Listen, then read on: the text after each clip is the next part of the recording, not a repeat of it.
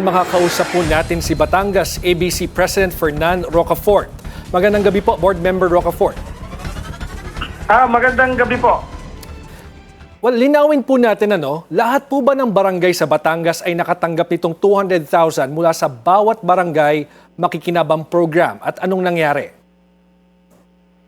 Noong nagdaan pong bigayan ng ating pong mahal na Pangulo sa lalawigan ng Batangas, may mga ilan pong hindi nakakuha na ating barangay captains na sa kadahilan ng na sila po ay napagbawalan ng ating Congressman Leandro Libiste. At sinasabi na di umano, nagtampo kaya hindi po nabigyan. So wala pong totohanan natin. Yan po yung pinapulaanan ko. At kasi ang iba pa nga po mga kapitan natin ay humihingi sa akin ng paumanhin na hindi po sila makakadalo. Okay, sige po. Balik po sa kalaman ng ating congressman. Bagamat ganun ang nangyari sa ating ilang mga kapitan, ating mga kababayan sa lalawigan, patuloy po namin pinoroseso yung kanilang mga documents para po sa ganun, may bigay po natin sa Malacanang yung ating mga documents. Okay, sige. Pag-usapan nga po natin yung proseso. Paano ho ba ma-avail ng isang barangay itong programang ito? Ano ang dapat nilang gawin? Unang-una po, may lumabas po sa amin na documents na nanggagaling po sa ating Pangulo. At yan po ay aming ikinakalat sa aming mga barangay captains at pinuprovide po yung kaukulang dokumento at pagkatapos po dinadala po sa ating opisina sa palalawigan na kung saan pagkatapos po niyan, ipinapadala po namin sa Office of the President sa Malacanang. Ito po bang 84 barangays na sinasabi ni Congressman Leandro Libiste na mula sa kanyang distrito na hindi nakatanggap ay nag-comply sa requirements na hinihingi? Meron po dyan nag-comply at po hindi. Subalit sila po nga ay hindi nagpunta. Paano po naman natin maibibigay? Hindi ho ba pwedeng ibigay na lang kahit hindi sila na magpunta? Kailangan personal talagang dumalo? Hindi pwedeng dalhin na lang doon sa kanila? Dapat po personal kasi unang-una, alam po naman natin ang financial assistance ng ating government kasi pera po yan ng taong bayan. Marapat na sumunod po tayo sa protocol. Kailangan po natin ang mga IDs at saka po ang signature ng barangay captains na kung saan ito po ay nakapangalan sa ating barangay na hinahawakan.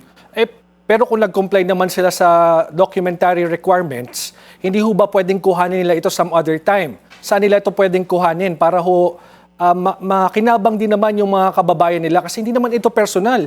Hindi naman ito para sa barangay captain, kundi para sa barangay. Totoo po yan. At sa pagkakalong po, at ano po ay malinaw. Malinaw na sinabi ng ating Pangulo na ang bawat barangay ay makikinabang at ang bawat barangay po ay makukuha yung halagang 200,000 financial assistance. So kung tutuusin ho, dapat walang issue. Kasi kung whether nag-attend sila or hindi, dapat matatanggap nila ito kasi talagang ito ay nakaalat para sa bawat barangay sa buong Pilipinas. Siyempre, may sinusunod po tayo at mayroon po itong tagapag-release na kung saan kinukuha po doon ng bawat sekretary na kasama po si Kapitan. Okay, so for as long as mag-comply sila sa requirements, makukuha ho nila ito. Yun po ang sinabi. At totoo po naman at sinabi po yan sa ating mahal na Pangulo nung siya nagpunta sa lalawigan ng Batangas na lahat po ay makukuha ng ating barangay chairman. Basta po ang mga papel at saka dokumento at kung sila po ay nandoon sa pagkakataong yun, makukuha naman po. Si Governor Vilma Santos po ba ay may kapangyarihang magdikta kung sino o sino-sinong barangay o alin-aling barangay lang yung pwedeng makakuha ng ayudang ito?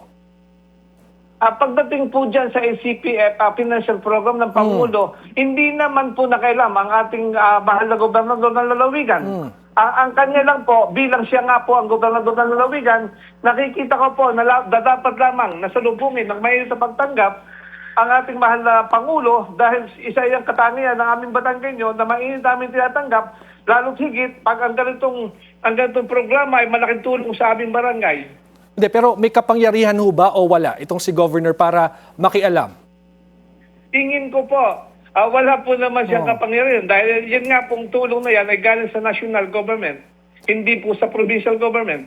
Okay. Ngayon po, panghuling tanong na lamang po, board member. Batay po sa panuntunan, maaari pa po bang mag-avail ang mga hindi nabibigyang barangay? Ano po ang dapat nilang gawin? At bilang ABC President po sa Batangas, paano nyo ho sila matutulungan?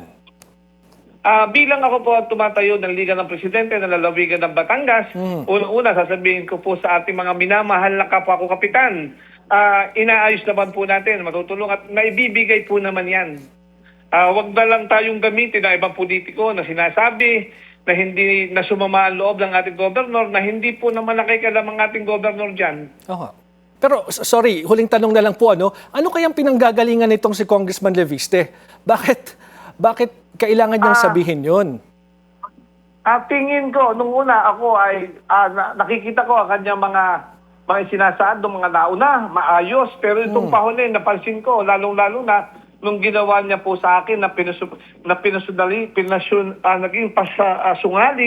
sinungaling, ang sinabi niya na ako daw po na nakausap na isang kapitan, masama tampo ang gobernador at sinabihan na hindi makukuha. So yun po. Kita ko may hugot po siya. Siguro tingin ko, politika po ang ginagawa niya. May ambition po siya siguro na siya ay maging gobernador na ang akin namang dapat nakikita po dyan, dapat makapagtulungan kasi kami mga batayan kayo naman, dapat maganda ang samahan. Okay, so ibig sabihin magkalaban kayo sa politika. Kayo mismo. Kasi bakit kayo aatakin nitong Hindi naman po, kasi kami naman mga kapitan, non-partisan naman kami. Ang amin, tungkulin lang namin, gampanan yung aming gampanin sa barangay. Okay, sige, aabangan ho namin at sana nga ay matulungan nyo ang inyong mga kasamahang barangay captain na makuha yung ayuda na para sa kanilang mga kababayan. Maraming salamat po, ABC President Ferdinand Rocafort. Maraming salamat din po. At abot ng aming makakaya gagawin po.